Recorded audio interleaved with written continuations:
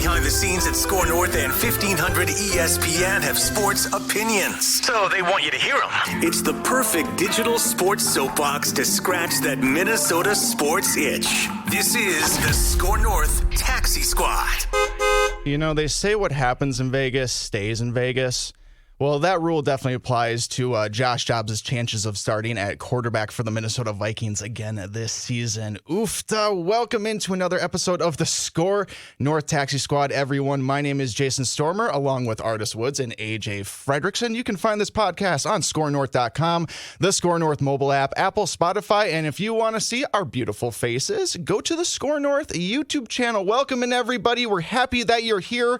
And 3-0, the final of the Minnesota Vikings win. Yeah, it's a win. It kind of doesn't feel like it, but it is a win over the Las Vegas Raiders. Fun fact, though, the Minnesota Wild also played that night against the Vancouver Canucks and also won 3-0 as well. So, guys, I'll leave it up to you. Which 3-0 win did you find yourself more compelled with, the Wild or the Vikings this past Sunday?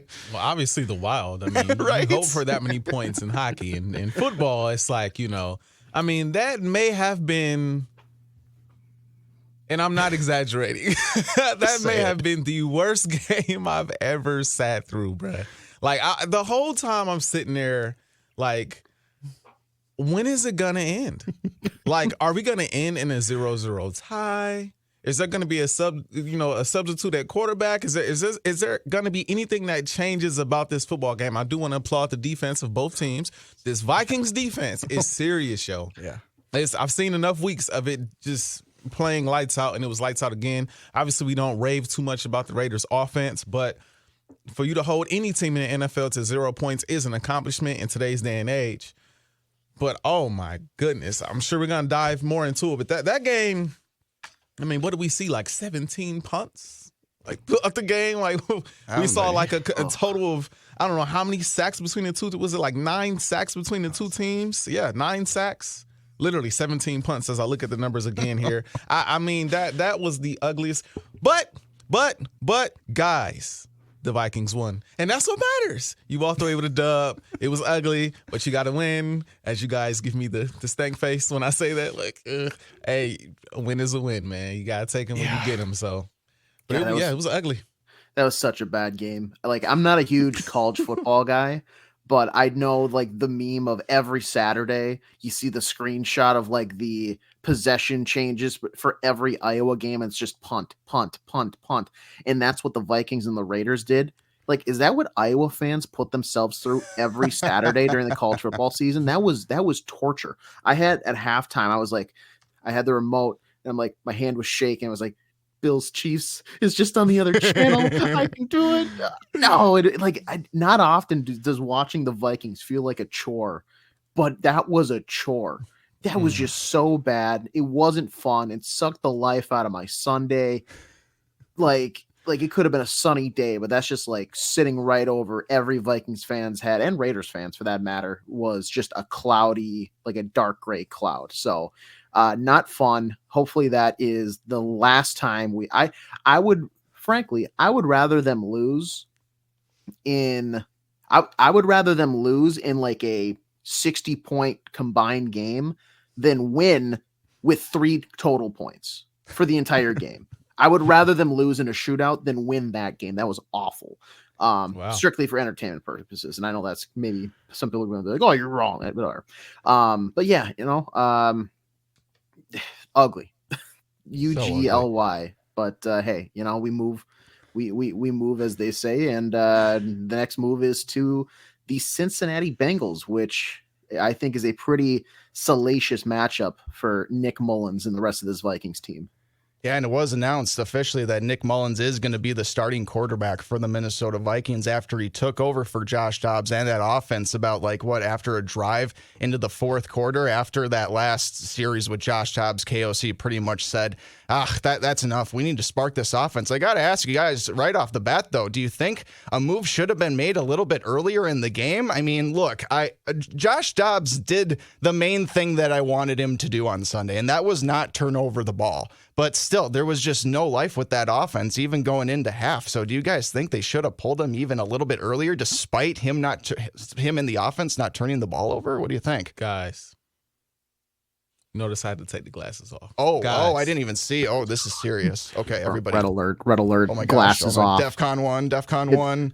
You've heard of guys. Hoodie Carmelo. You've heard of headband LeBron James. Welcome to glasses-less Artis Woods. I'm gonna get under the table. Pressure now to live up to expectations is so high now. No, I'm gonna get under my desk like the kids like that they did like in the 50s for nuclear warning tests and stuff like that, because you're an Eagles fan, and if you got a hot take about this, I'm just a little bit nervous, so I'm gonna duck and cover. We're gonna leave the Eagles alone for a second here, going through some problems. But look, I'll say this about the Minnesota Vikings.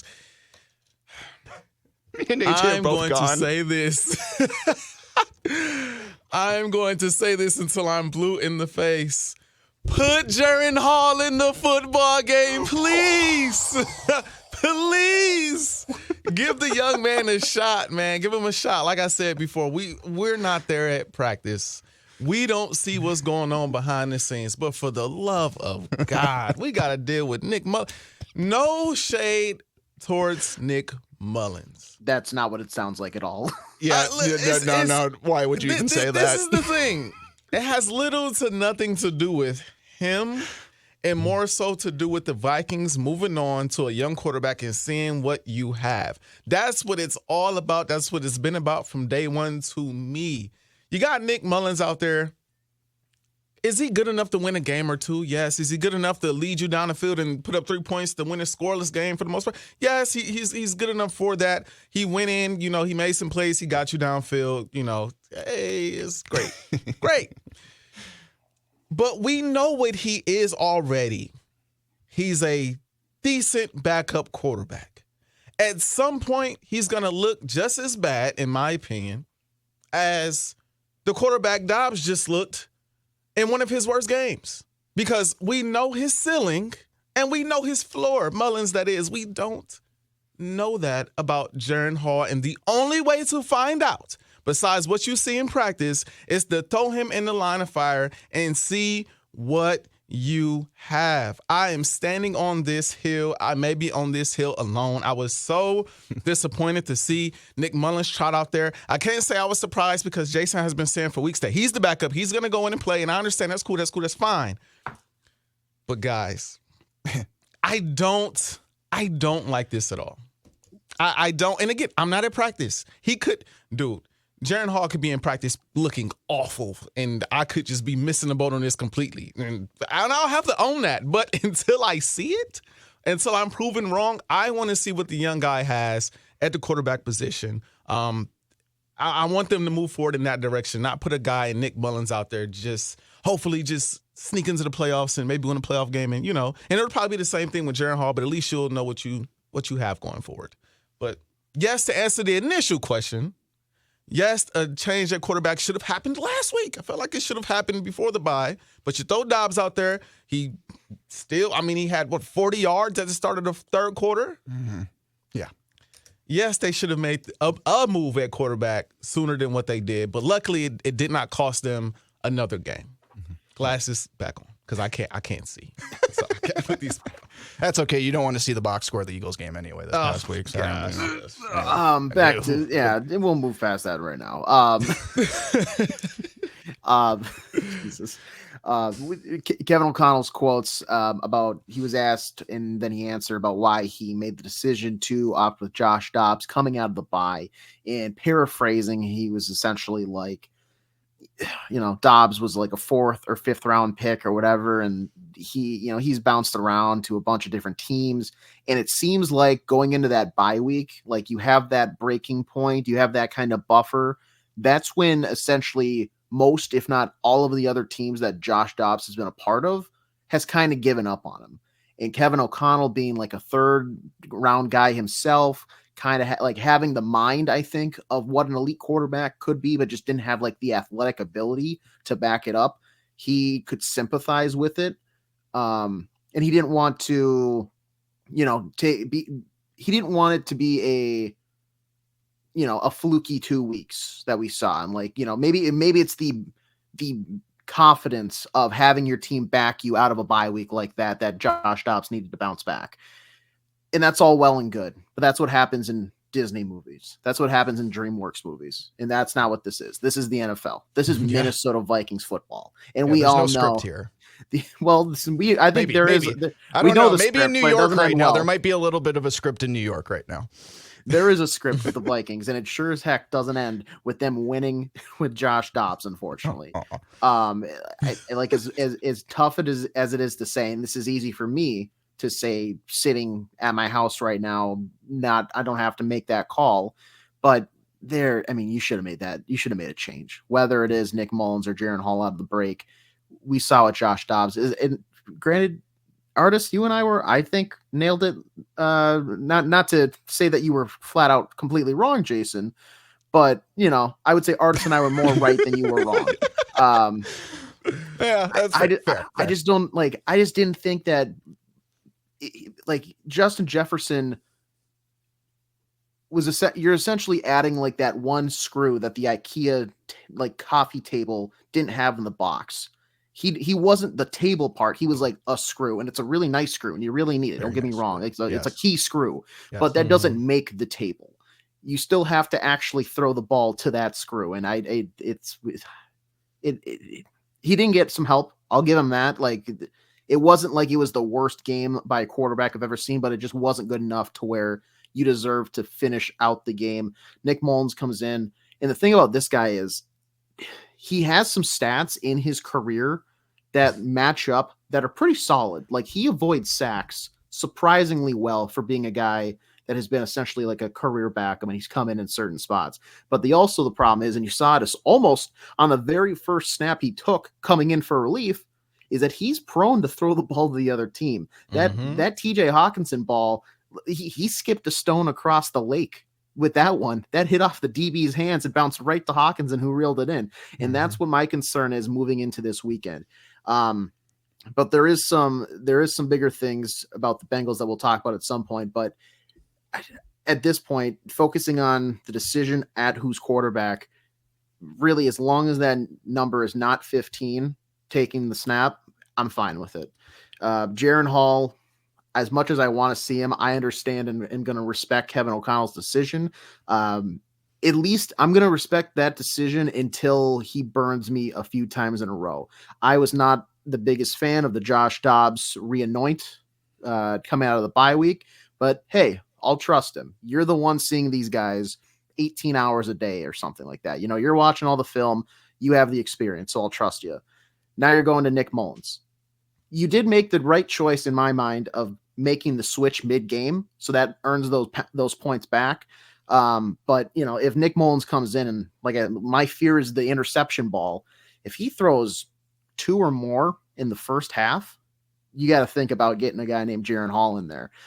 Young, explosive firecracker, kind of that mysterious question mark that you don't know really what he is, and that is scary. But sometimes you have to go into that scary unknown before you really know that, hey, it's just it's a high talent, sparky young quarterback. Or you go in that and you cross the mist and it's a black murky swamp, and now I'm stuck in quicksand and I can't get out. So Nick Mullens, I think, for the choice in starting the game, he is experienced. He's a seasoned piece of meat in the sense where he's been there before. This is not his first rodeo. He's going to go in there as a calming presence for this offense. And he has the tools that put him in a spot to succeed. Take this for what you will. It came straight from the horse's mouth, but Justin Jefferson told, I believe, a 13-year-old or a 9-year-old, hey, I'm playing this week while doing a holiday shopping event. So it's not like he's going to be missing Justin Jefferson. He's not going to be missing TJ Hawkinson. He's not going to be missing Jordan Addison. Missing in the sense of they're playing. He might miss them with the balls he throws. We'll have to see if that's the case, but he's a calming presence in the sense where I think, given what this team was set up for at the beginning of the season with Kirk Cousins, he fits that mold a lot better than having to turn the table on its head and now adjust to a guy like Josh Dobbs. So I think Nick Mullens is probably the right pick, but also the safe, calming pick for not only the team, but for the fan base as well. Yeah, it's the easiest choice because it doesn't upset the apple cart as much as it would be starting Jaren Hall. I mean, you've got that locker room in complete win now mode, and you need to make a decision that is win now. And so you got to be hopeful, like you said, AJ, that this coaching staff is just done their due diligence, has done the work. You said this too, Artis, did the work through the bye week and just realizes that this is the best decision that we have to move forward. Although, okay, and I'm not saying this as of like, oh, I still want to see Josh Dobbs in the future of the Vikings. I don't. I think the nail is pretty firm in the coffin in that regard. He can't start again for the Vikings if you're serious about winning here in 2023. But there were some things that were stacked against him. We haven't mentioned the play of the offensive line in that Raiders game. That was the worst showing that our offensive line has showed all season long. Granted, we dealt with some injuries. Ed Ingram popped up on the injury report, missed the game entirely. I don't know how much that was really on people's radars, but then we had Brian O'Neill go down with an ankle or some kind of leg injury, and then Dalton Reisner also went down for a little bit with an ankle injury and had to miss a little bit of the game. Austin Schloman had to come in the game at left guard there, and then you had JJ leaving the game early too after just a couple of drives. Granted, the throw by Dobbs was terrible, and it left JJ in a very vulnerable spot. So that, that's kind of the comeback to that. But I will admit that there were some things that were stacked against Josh Dobbs that kind of set him up to fail. And again, he didn't turn the ball over. I think that was the biggest thing that Vikings fans wanted to see in this game, but there was just no spark from that offense. A lot of drops too. KJ Osborne, man, a lot of drops from him in this game. Had a couple contested balls, but I mean, some that he's got to reel those in. And it was really disappointing. Alexander Mattison also was dealing with some injury issues as well, and his availability for the Bengals is kind of up in the air as well with Brian O'Neill. So it was kind of just a perfect storm of failure on the offensive side, and you got to move on from it. I mean, we really didn't think it could get worse than the Bears game, guys, and it somehow did. And so this is the right move. But you guys are justified, though, in your wanting to see Jaren Hall. I think a lot of Vikings fans, especially after this week, now more than ever, are really more open to that idea. Nick Mullens, yeah, I mean, yeah, he stabilizes things like we said, but in terms of elevating this team, it's I mean, guys, we're on our fourth quarterback now in the season. I mean, I just don't know where the ceiling now is with this team. And so, I mean, we'll get into our predictions a little bit with the Bengals. I'll already preview a little bit. I'm not going to be too terribly optimistic, but I mean, the only thing that's going to save us now, I think, really is just leaning on this defense. I mean, this defense is just so elite now. It's so crazy what Brian Flores has been able to do. Ivan Pace is a budding superstar before our eyes as an undrafted free agent. He, I believe, was the NFC Defensive Player of the Week. I think that was announced fairly shortly. And so now more than ever, I'm just convinced that we're going to have to rely as heavily as ever on this defense, because man, even if Justin Jefferson is able to come back and is able to actually be healthy now, kind of like AJ said, I don't know just, how much he's going to be able to hold up the table that is the Minnesota Vikings. How good of a screw is Justin Jefferson? You know what I mean? And so, yeah, I know I've been terribly, terribly optimistic about this club, and I'm rooting for wins. And yeah, I'll take a 3-0 victory in Vegas, and I want us to continue to win. But yeah, more so than ever for me, the thoughts in the back of my head are really just more louder than ever about just, okay, what can we do to position ourselves now for 2024? Because honestly, I don't know how optimistic I am that the Vikings are going to be able to hold this playoff spot. I know that everything worked in their favor this past Sunday in terms of other NFC teams that are in the same logjam as them. Kind of worked out that way. Seahawks lost, the Packers lost, Rams lost, and I don't even want to talk about any of the NFC South teams. They're pretty irrelevant if you ask me. So even after, you're right. And so even after just what felt like a loss in Las Vegas, you're still in a pretty dang good position to make the playoffs as the Minnesota Vikings, even if it means a trip ultimately to San Francisco or Detroit. But I mean, we got to be honest with ourselves. The way that Detroit's playing these days, Detroit is to be had. Yeah, Detroit, I don't know. You still got to play them twice. But again, I mean, can we expect any level of consistency from this Vikings offense moving forward, no matter who the quarterback's going to be? It's just we've hit such a low floor, guys, that I just don't know if we have what it takes. Just thinks I'm usually the optimist around here. Hey, really quick, going back to the start of your talking points here. You use the expression, it might upset the apple cart. That I've never heard that. Really? Expression. I've never heard that expression. Oh. This is the second time. The other time was a week ago watching Survivor. My guy Jay, he's from Boston, so it's hilarious. Just listening to him talk is the only reason I want him still on the show and to keep moving on every week. What does that mean? I don't. Because on the show he was talking to this girl Katura. They're sitting on the beach and he's like, "Yeah, I don't want to upset the apple cart." He's from Boston. And she gave him like a. Is that an expression? He goes, I think so. I think it just means to ruffle feathers, right? Like to not create. What is an apple cart? Is that like literally a cart that somebody's selling apples on? Yeah, you're literally like you tip it over and then all your apples are ruined and then you can't sell them to the townsfolk and stuff like that. You ruin an entire good batch of apples to make ciders and pies. That's upsetting the apple cart. It's like ruffling the feathers and stuff like that. You don't want to like cause like creating tension and stuff like that. I mean, I don't know. It might be a dated reference. I don't know, but it might be a dated reference. I thought I've heard that once or twice. No, I just rolled with it. Okay. Yeah, no, I was just so shocked because like the past week I was like, that wasn't an expression. He just messed it up. I was trying to figure out what did he actually mean, and then you just use. So maybe whatever. Okay, sorry. I didn't need to clear that up. That and the in-season NBA tournament, two things that just AJ's not really just entirely clear on, stuff like that. Congrats to the Lakers, I guess. Yeah, man. Shout out to the Lakers, man. Getting a dub. Let me ask you that banner. Yeah. Let me ask you this. Really quick off topic.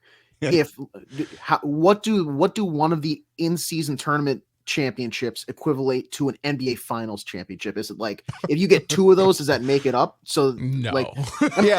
I'm thinking, no. What do LeBron stands? What can they leverage that in the GOAT conversation, right? Like Michael Jordan doesn't have one. Michael Jordan doesn't have an in-season ring. I mean, you can just say that right there. You can just say that right there. It's just not the same thing, though. I think the only thing. Do they get rings, by the way? Do they get rings for this? What kind of bling and swag do the players get for this? They got like a medal. They get the trophy, and a bunch of cash too. They got straight up cash. Yeah. Okay, yeah, that's pretty much. Which actually, that's kind of cool because like I think that like doubled like some player salaries. Like deep bench warmers. So that's actually kind of cool. Yeah. Speaking of cash, how about that Vikings defense? Am I right?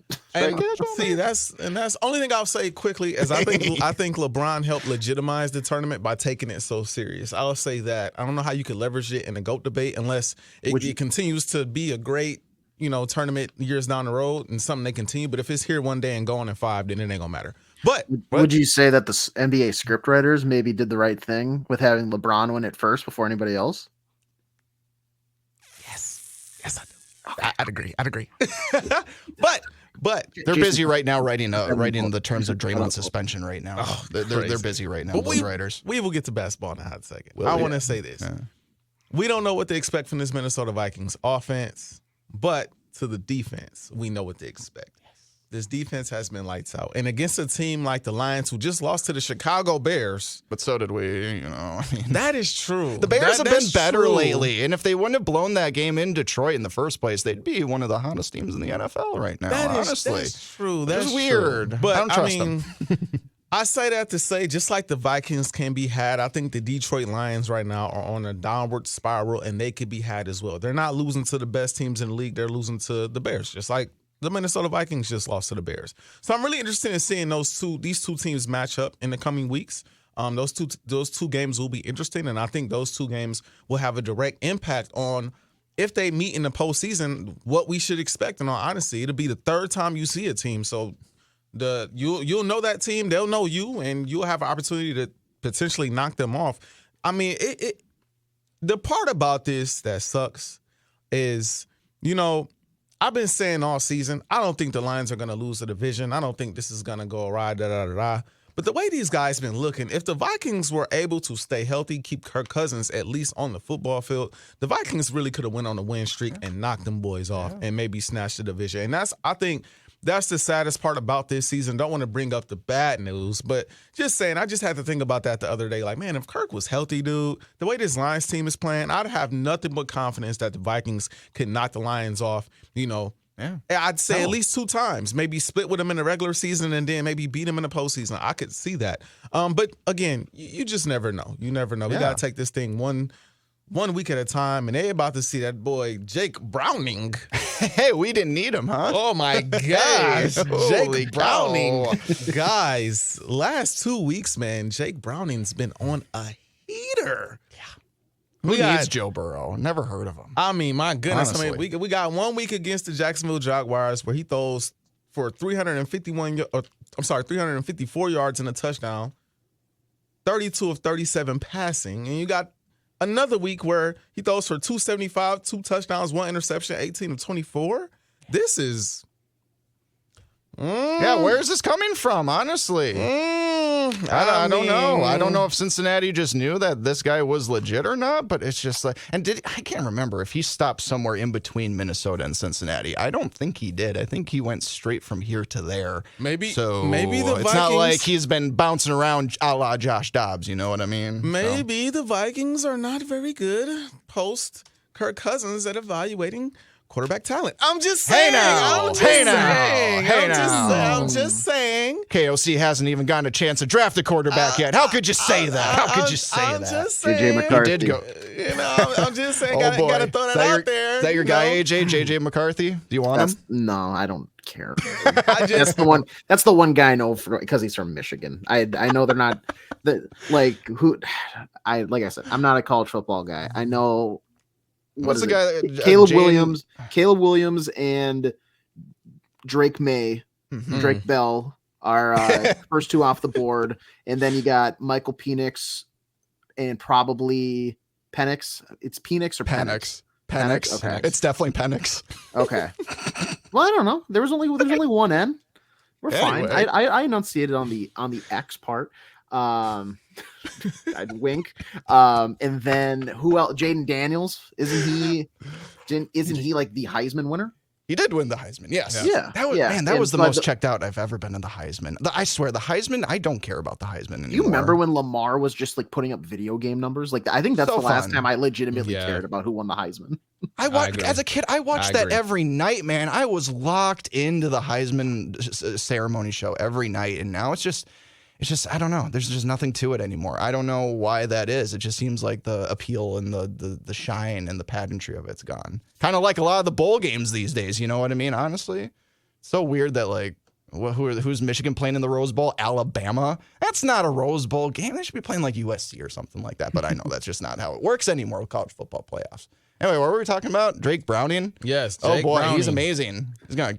Maybe, oh my gosh, I'm worried about him and this entire Cincinnati offense, to be real with you. It is working really well without Joe Burrow. I mean, sure, maybe the stats have slowed down a little bit for guys like T. Higgins and Jamar Chase and stuff like that, but they are just not losing just any ground right now. Now, granted, it looks like Jamar Chase is actually on the injury report right now. It sounds like he will be okay in playing. Okay, all right, okay, cool. Well, it is a short week. Earlier today. Okay, well, it is a short week, so, you got to take the injury report a little bit seriously right now. Obviously, Justin Jefferson told the little kid that he's going to be playing on Saturday, so we're good to go there. But still, like Alexander Madison, Brian O'Neill, even Dalton Risner are still on the injury report. I mean, honestly, guys, it was a 3-0 win for the Vikings, and sure, we love the defense, but do we think that the defense is going to be able to keep that momentum strong enough for the offense to be able to compete in this game, or at least better than they did the last 2 weeks? I'm not sure, in all honesty, because like I said before, Jake Browning is kind of on the heater right now. He's balling. Now, the one thing that the Vikings do have in their favor, I said this last episode. Now it's on time. I get to say it this episode. Finally talking about the right team. Let's go. Back to the future. But right. They have, well, now it's not technically the worst defense in the league, but they have the second to last worst defense in the league. So it's like, their defense, the Bengals defense, is not a good defense. They're a tick better when it comes to passing defense opposed to rushing defense, but their defense is not good. And so I'm hoping whoever's at quarterback, that KOC can draw some things up to help them get some points. Like, if you can at least get, and I don't know, man, because again, the Bengals, I mean, last 2 weeks you put up 34 points both weeks. Oh, my gosh. So you got to hope, if you're pulling for the Vikings to win this game, you got to hope that this Vikings defense, and it'll be a really good test, can hold the Bengals to around 17 on the road. It's going to be Can't tough. be more than 2 touchdowns, probably. Yeah, it's got to be somewhere around that 17-ish, 20-ish mark. I lean more towards 17 than I do 20 in this ball game in order to win this football game. Like I said, the Bengals defense is not good. It is second to last defense in the league, so it's not a great defense. So you should be able to move the ball and score some points. The Raiders defense also wasn't that great either, though. So like, it's tricky. This defense is, let's just be honest, this defense for the Minnesota Vikings are going to have to carry the Vikings the rest of the way. Yep. It just kind of is what it is. You got to hope now Justin Jefferson back in the lineup, thank God, because I did have a mini little panic attack when I heard he was rushed to the hospital and all that, but I did see it was precautionary. It's like, thank God. We're just like, man, the luck. You just get back for your first game, you take a big hit, now you're going to the hospital? My goodness. But thank God he's good. He's healthy. He's good enough to play, confident. We're good there. So hopefully, with him back in the lineup for a full game, he could give you enough of a push to get some points up on the board against a bad defense. But you got to hope that this Vikings defense doesn't have a bunch of breakdowns because, you're not going to win a game if the Bengals throw up another 34 points. Yep. It's just not. If they put up 28, this game is lost. Yeah. I don't think you need to be worried about that. When I saw a graphic put on Twitter today that was defenses that have allowed the most explosive big chance plays. At the very top, for the least allowed in the league, Brian Flores' Minnesota Vikings defense. On the opposite end of the spectrum, we're going Charles Dickens here, a tale of two cities, a tale of two defenses.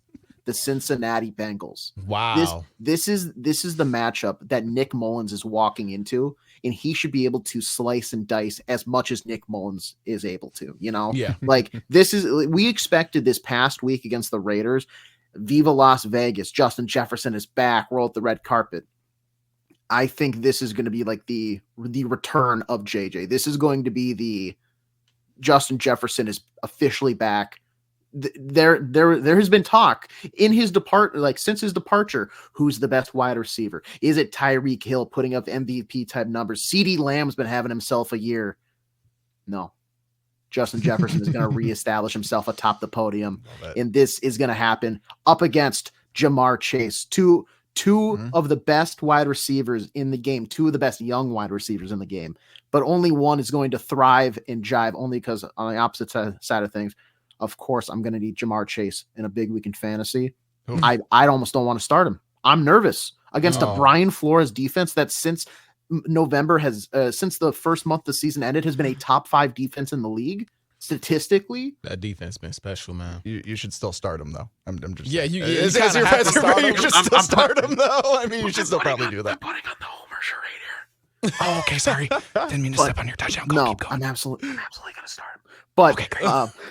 But yeah, no, it's I think JJ is gonna have a big week. The defense that I think is gonna be like they're gonna have moments. Don't get me wrong, because you still have Jamar Chase, Joe Mixon, down year-ish for him, but you still know who he is. Joe Mixon is still going to put up Joe Mixon style of numbers.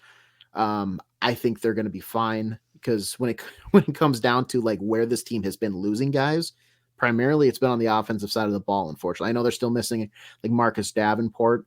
Brian O'Neill is very much banged up. There's a lot of guys on that offensive side. I think the defense knows, hey, this is how we're leading the charge here, essentially. We need to give the offense a chance to just put up a few touchdowns and like be comfortable from that point out. They don't need to put up 28. If you get 2 and a few field goals, that should be enough to win. So I think the defense will be just fine. You guys want to maybe do predictions?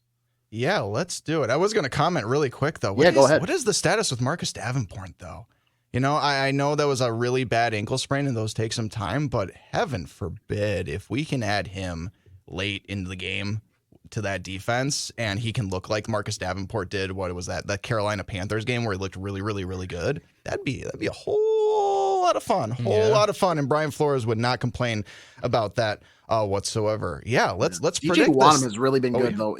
Yes. DJ Wanham has been amazing, stepping up. I'd like really an unsung hero on the defense. in Marcus Davenport's absence. I mean, For sure. this guy has been the perfect complement to Danielle Hunter's rushing game. So Absolutely. Keep that up, and I think everything's fine. But yeah, go ahead, Jason.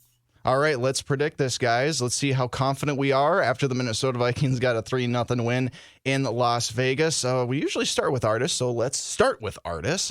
No fake out this time. I got you, man. Don't worry. What do you think is going to happen in the Cincinnati City? Sorry, I'm not very good at this. Please make your predictions so I stop talking. This game, AJ swayed me. I'm not going to lie, AJ, you swayed me because I was leaning Bengals. I'm not going to lie. Looking at Jake Browning, the way he's on this heater, the way he's playing right now, I was leaning that way after watching the Minnesota Vikings offense score 3 points the entire game this past Sunday. So that's the way I was leaning. But ultimately what got me thinking through what you were saying is this game comes down to who you believe in more. Do you believe in Jake Browning against that Minnesota Vikings defense, or do you believe in the Minnesota Vikings offense against one of the worst defenses in the league, second to last in the NFL?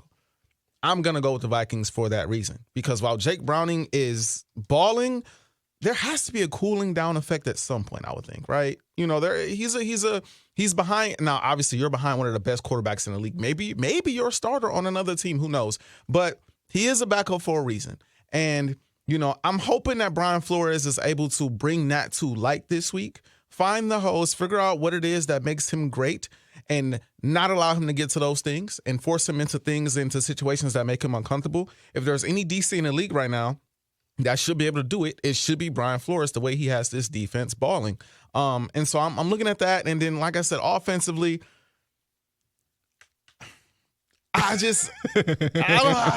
don't know. I have AJ. You gave me confidence because, again, I'm thinking about the Bengals and their defense, and that stat you brought up with them being dead last and giving up big plays is a big time stat. With Justin Jefferson back in the lineup now, with Addison in the lineup, even with Mullens throwing the football, I'm hoping he doesn't turn the ball over this football game like you brought up earlier, but. For those reasons, I am going to go with the Vikings when I originally was going to go with the Bengals. So shout out to AJ for swaying me on that. I'm going to go with the Vikings, but it has to be a low-scoring game, in my opinion, in order for them to get this done, because even though the Bengals defense is that bad, I still don't have a ton of confidence in the Vikings offense to put up a ton of points. I'm going to give them 23, though. I'll say the Vikings score 23 points, and they hold the Cincinnati Bengals to 21. 23-21 Minnesota Vikings. Okay. Age? How bad would it be if I picked the Bengals now? I'm not going to. I'll tell you that much right now. I'm picking the Vikings. Oh, I think, like I said, I think this Brian Flores defense is going to do the job once again. They're going to lead the way, pave the way. And I think, like I said, JJ is going to come out and have a very, very solid day. A very strong start to the game. I don't think they're going to force feed them like they maybe tried to or wanted to against the Raiders. Like they're going to maybe ease it in, show we're still going to spread the ball out, hit Hawkinson. We're going to hit Addison. And then just when you least suspect it, JJ, big gain somewhere in the first quarter, one of the first few drives. Right now, I know it's very questionable for Alexander Madison. But have no fear, because Ty Chandler is here. Ty Chandler is going to have a rushing touchdown. You can write that down. I'm not going to say rushing touchdown because they might do like a screen or something. But Ty Chandler, he's going to score. He's going to score a touchdown in this game. I guarantee you that. I think the Vikings are going to win this game 24-17. 24-17 Vikings. 24-17. Okay. The Cincinnati Bengals will beat the Minnesota Vikings 24-20, and here's why. I knew it. I knew it. All right, so we talk about how Jake Browning and this offense, it's hot right now, right? And there should be a cool down effect eventually, right? Mm-hmm. Well, I suppose you could make that same argument with Brian Flores' defense, right? Who's to say that, the Bengals offense with these stud receivers, Jamar Chase and T. Higgins, don't expose the Vikings secondary in a way that hasn't really been exposed yet this season? You thought maybe Devontae Adams and Jacoby Myers were going to be a problem for the Vikings secondary. That didn't turn out to be true, but that was a lot to do with their quarterback play. But I think it's going to be a little bit more of a problem for the Vikings in this game. I agree with both of you guys. I think Justin Jefferson is definitely going to want to show out in this game, not only because he wants to just prove he's healthy, healthy and the same old JJ, but also because he's got his best friend Jamar Chase across the field there. And those two are definitely going to want to have awesome games. So I am expecting a lot from Justin Jefferson. At least, hopefully at least a semblance of what we're used to seeing from Justin Jefferson. But still, I think there is a chance that he might be a little bit rusty after having to miss most of the Raiders game. And I just don't know how confident I am in Nick Mullens, guys. I mean, I know that none of us are really too confident moving forward, even if he does offer the Vikings the best chance to win. But yeah, this defense is a little questionable for the Bengals, but they still got a stud in Trey Hendrickson. I think he has like 13 and a half sacks. He really is the bright spot of that defense. And if our offensive line is in shambles, if Brian O'Neill either can't play or is not 100%, that is going to be as much of an issue as Max Crosby was for the Vikings against the Raiders. Also, Jake Browning, pretty dang good against the blitz. 3 touchdowns and 120 rating, which is obviously the bread and butter of the Minnesota Vikings. I have no confidence in this offense right now, no matter who is at helm at the quarterback position. I expect maybe a little bit rust from JJ, and I'm sorry, this receiving core had too many drops against the Raiders and some other drops over the past couple weeks that I'm losing faith in guys like Jordan Addison and KJ Osborne right now. I still think the world of Jordan Addison's future, but it's just like in the presence, like, come on, guys, like we're having some rough go at it right now. So I think, even though the Vikings, you could argue, they still are keeping momentum alive with the win in Vegas, it still just was such an ugly enough win that it just is not inspiring me a lot of confidence, at least as the team travels to Cincinnati for the week. So, yeah, I'm going to say 24-20. Jake Browning gets his revenge against the Minnesota Vikings. So I want to say this. I want to say this really quick, kind of on topic, but off topic at the same time as I look at Justin Jefferson's numbers really quick. He's played, 6 games so far this season? I think you got like 4 games left in the season this year. Mm-hmm.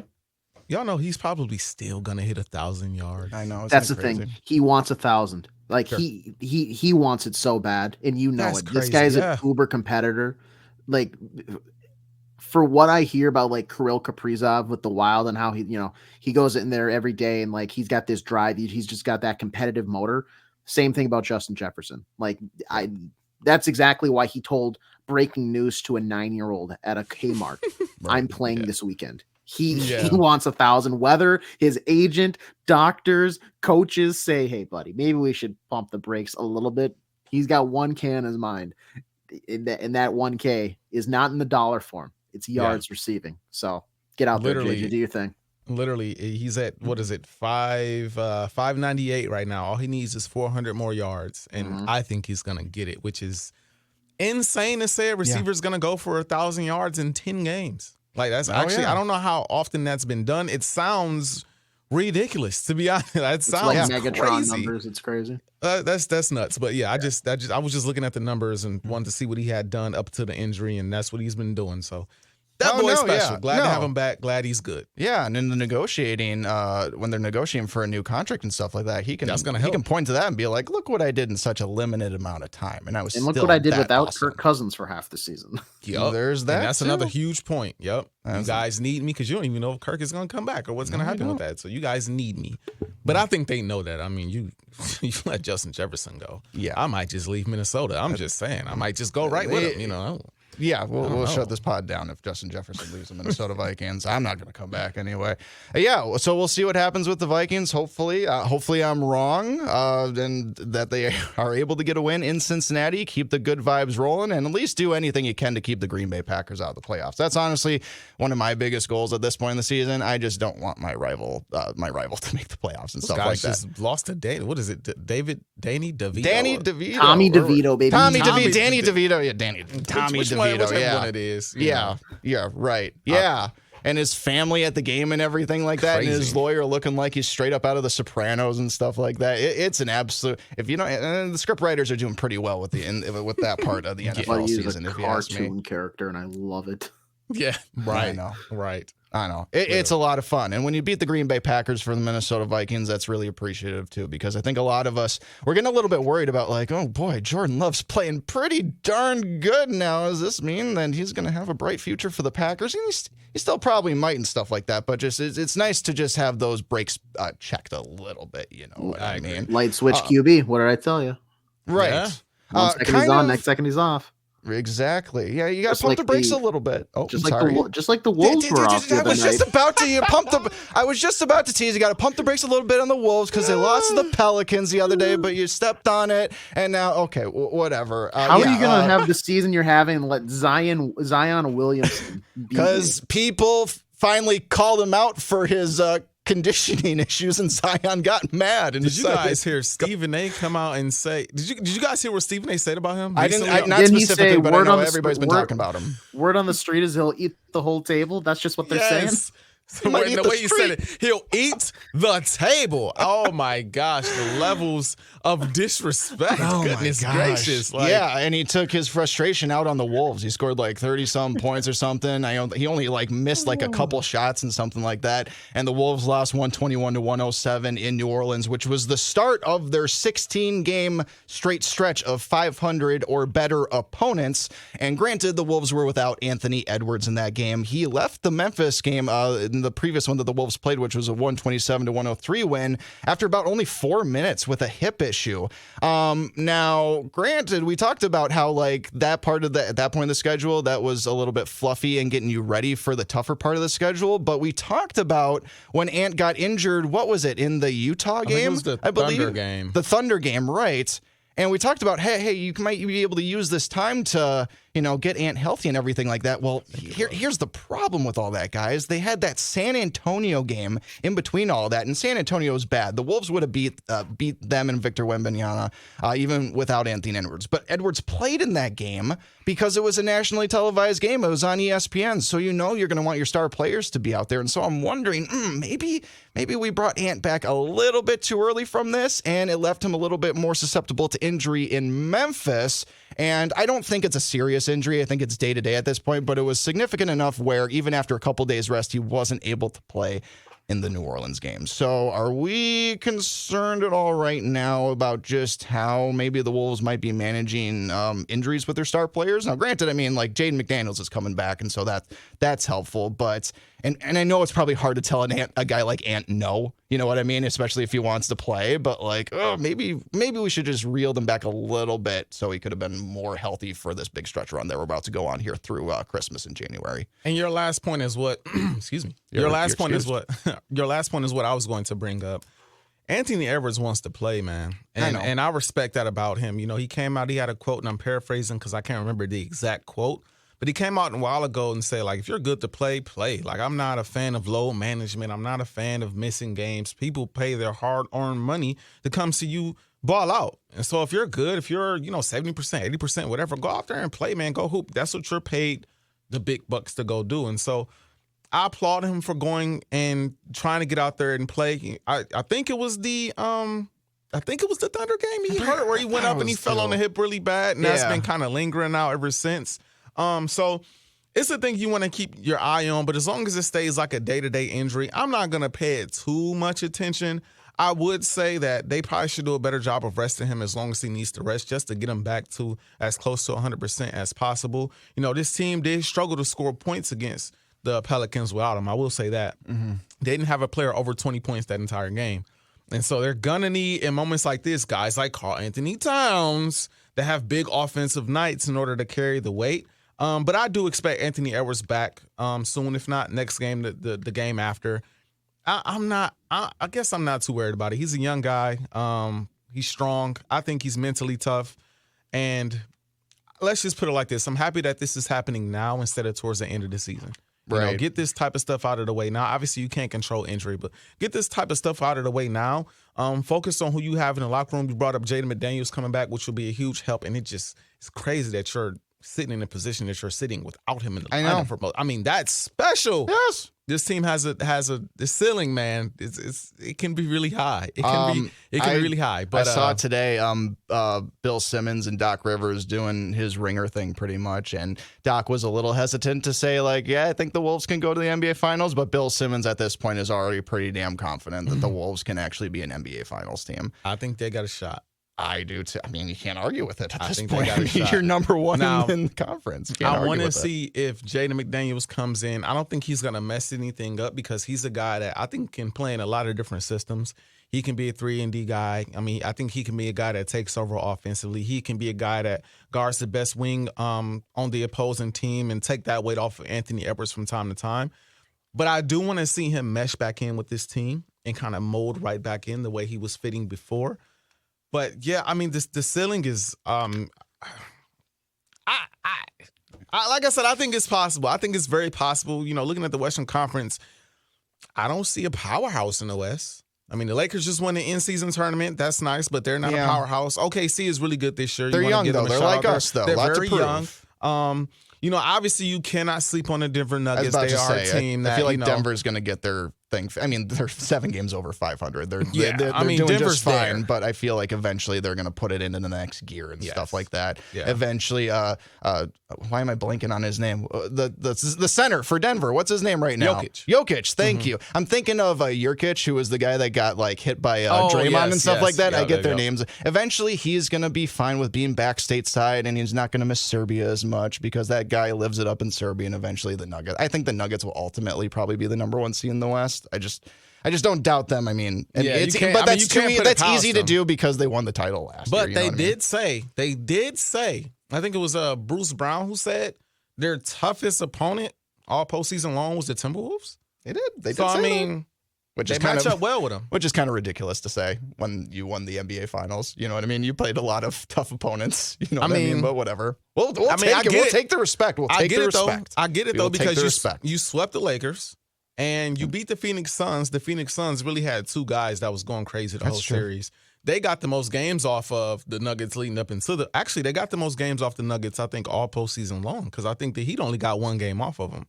So you could say Phoenix, but I could see a player being like, well, we really only had to worry about 2 guys going off. And if they had an off game, we knew that we had them. You know what I mean? Right. So I could kind of see where you could kind of sway towards the Timberwolves because they got a couple guys that can go out there and defend and score. And obviously they're better this year than they were last year. So that's the team you got to see. And they don't even have Bruce Brown anymore. And so, and the Denver Nuggets are dealing with their own little injury issues right now too. I know that Jamal Murray has missed some time. I'm not sure if he's completely back just yet, but I know he's been in and out of the lineup to start the season.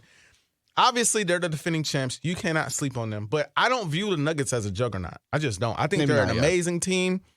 I think they have arguably the best player in the league. But the way Anthony Edwards is ascending, man, you never know how it could go if those 2 teams match up. And more importantly, the way Rudy Gobert is defending, I feel like we talk about this every show now, but the way he's defending, he's not going to stop, Nikola Jokic, but he can make his job tough. And if you can make Jokic's job tough, that's the way to slow down the Nuggets. Now, obviously, they just won a championship, so that's really hard to do because he does so many things from scoring, rebounding, facilitating. I mean, he can literally take over a game by not scoring and that, just getting everybody else involved. But they have the defense to do it. Yes. They have the wing defenders to do it. I do think you need to – we talked about this last episode. I definitely think you need to address the backup point guard position because Shake is not. And and my last point was that it looks like Kyle Anderson's getting more play at that position, and which kind of makes sense because I think I saw that Kyle's shooting like dang near 11% from 3 this season. And now, granted, he's always had kind of a goofy shot, but for whatever reason, that goofy shot ain't really working that well. So I think he's deferring more, and now he's looking to set up more players with his own play and stuff like that. I know like he has been a really key connection for Naz Reid's success in like pick and rolls and stuff like that. Nas, so we never talk about him. Nas is a dude. Oh my Wizard of Nas, dude. That boy's serious. Lil We should talk about him more when it comes to this team because he's a big part of why this team is honestly, where it is. That boy. He averages 21 minutes a game, and he should get more. Yeah, and frankly, it's just because of who's in front of him. Yeah, I don't think the Wolves do not have the cojones to put all 3 of them out at the same time for an extended period of time. This may sound crazy, but I'd be tempted to run him at the 3 from time to time. I'd be, depending on the opposing lineups that's on the floor, if a team wants to play big, dude, Nas can handle the ball like a guard. He's shooting from the perimeter like a guard, and he's got solid defense. So I'm like, I would be tempted. I wouldn't do it often. I wouldn't just go out there and be like, Nas is in the starting lineup. He's playing the 3, especially with Jaden McDaniels coming back into the lineup, because that just won't work. I understand that. But I'd be tempted. I'd be tempted to every now and then give him some burn at the 3. I will be tempted because he could do some of everything. And for any other 3 in the league, he'd be a tough guard. A tough guard. Mm-hmm. So that's my take. Yep. But the Wolves' schedule only gets tougher from here, y'all. I mean, this is it. I believe they have the Mavericks coming up next, I believe, on their schedule. Don't quote me on that. I lost my page. No, that's not right. They got the Mavs. They got the Mavs. They got the Pacers, Mavs. Okay. the Heat. Yep. The Pacers just came off a decent run in the in-season tournament, stuff like that. Tyrese Halliburton is really emerging into a superstar for that team and everything like that. So, yeah, it's not going to be easy for the Minnesota Timberwolves, but things are going pretty darn good as it currently stands, and they're getting healthier. McDaniels is back. Hopefully Ant's going to be okay, and this team's going to keep rolling. Any quick thoughts about the Minnesota Wild really quick, guys? I know that wasn't really a great transition, but we're kind of running out of time here. The only thing I want to really cover is that, hey, Matt Boldy is playing much better. He seems to be heating up a little bit, and that's so relieving because it was a really slow start to the season, and we've seen a little bit of an incline in the standings. I believe the Wild are now only 4 points out of a playoff spot in that wild card, behind the Arizona Coyotes, but they're still log jammed with the Oilers, the Blues, the Flames, and the Kraken. So it would appear, AJ and Artis, that maybe the shine of the hiring of John Hines and stuff like that is maybe worn off. This team settled a little bit down, but it is still settling in a way that is a lot better than it was before we had to make the move from Dean Evison. Yeah, and today I want to say they put Jonas Brodin on LTIR, long-term injury reserve, on a unnecessary, stupid, bad, dirty, use your adjective book if you want, thesaurus, that's the word. That was just a bad hit by Evander Kane on him last week.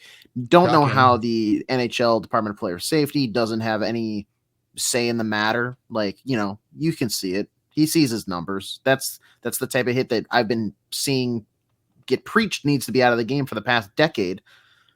And then, oh, don't worry. I'm sure he's going to gamble and he'll take a hit to his pocketbook eventually. So that's all I'll say about that. That's all I'll say about that. Yeah, it's just what I don't know what we're doing. George Peros, come on, man. Let's go. But yeah, no, Matt Boldy, like you said, he's had a little resurgence. He's playing like a man, and this is what I was seeing from him is what I saw from Jordan Greenway, his time with the Wild. Arguably at times Charlie Coyle, his time with the Wild, where Charlie Coyle, he went to Boston, he figured it out, and whether that was because he's kind of a Boston guy, he needed that, and the confidence in the Bruins' way of being just as good as they have been helped him, sure.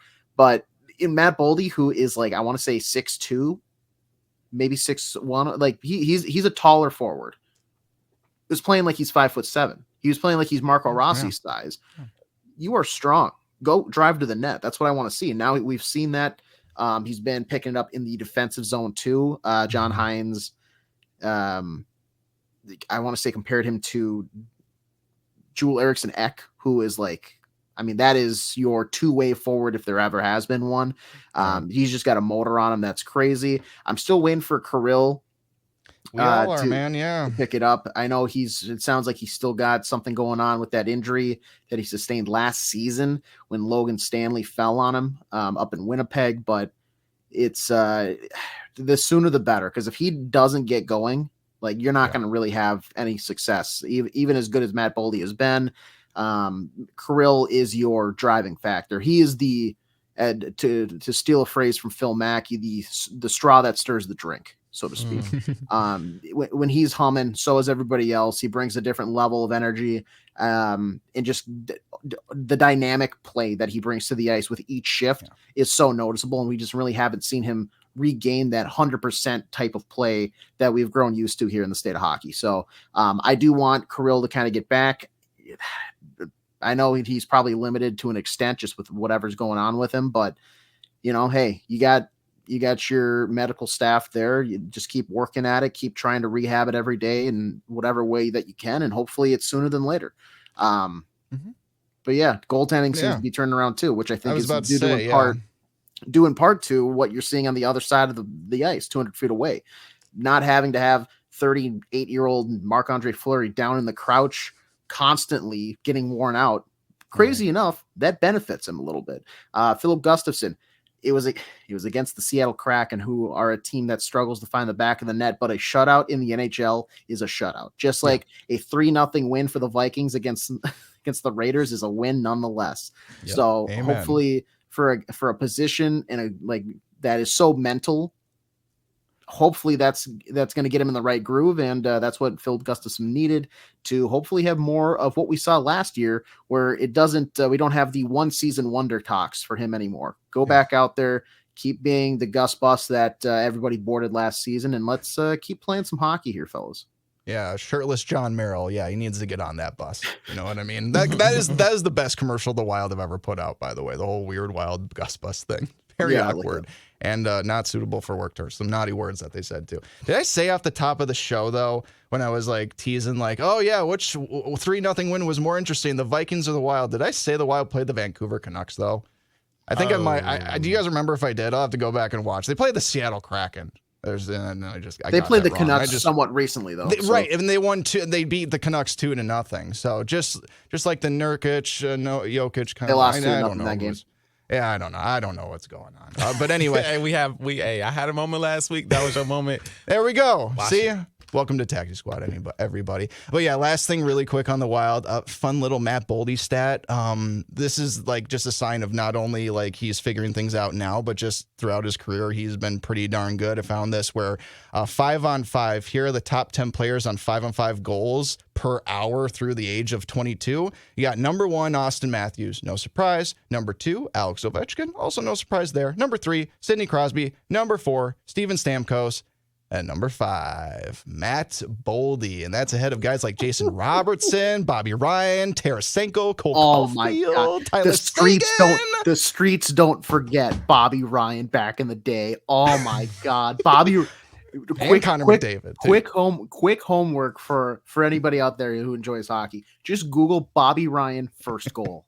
Oh my God, a work of art. Bobby Ryan. I'll have to look it up. I'm not familiar with it. Oh, me too. God. The streets don't forget. Young Bobby Ryan. I must not have grown up on that street. Me and Artis we haven't been around that block, I guess. We don't know what we're talking about. Yeah, man. We don't know what we're talking about. I guess we got to go out there and see what we'll get educated, is, though. We'll get educated. We'll get there. Right on. Okay, that's going to have to wrap things up here on the SKOR North Taxi Squad. Another lively show. The quarterback carousel for the Minnesota Vikings is just taking the fourth quarterback we're going to be starting, guys. Like, this is just crazy. I can't believe we've gotten to this point with the season with the Minnesota Vikings, and yet they're still in playoff contention too. So there's so much to talk about in that regard. Obviously, Wolves, hopefully they can keep rolling during this tough stretch of the regular season here, and hopefully the Wild can just, keep picking away at the standings and stuff like that. They dug themselves into a deep hole, but they made some ground this week a little bit. So we'll just have to wait and see what happens. Guys, any final thoughts before we wrap things up for the week? Please put Jaren Hall in the game.